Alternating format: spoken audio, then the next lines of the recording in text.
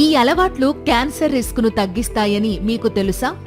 ముందుగా మీ డైలీ డైట్లో పండ్లు, కూరగాయలు, ముఖ్యంగా బెర్రీస్, కివి, టమోటా, పాలకూర, క్యారెట్ లాంటివి తీసుకుంటే క్యాన్సర్ రిస్క్ తగ్గే అవకాశం ఉంటుంది. ఇంకా రాత్రిపూట త్వరగా డిన్నర్ చేయడం వల్ల కూడా క్యాన్సర్ రిస్క్ తగ్గుతుంది.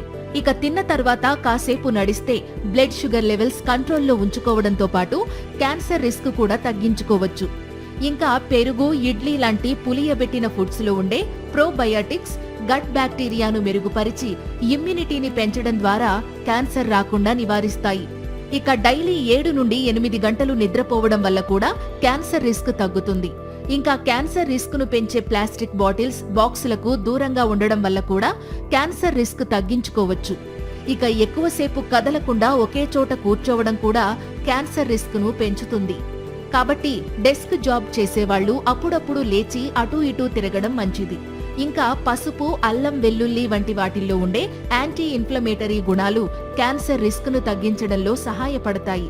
అలాగే రోజు యోగా, ధ్యానం వంటివి చేయడం వల్ల స్ట్రెస్ తగ్గి క్యాన్సర్ రిస్క్ కూడా తగ్గుతుంది.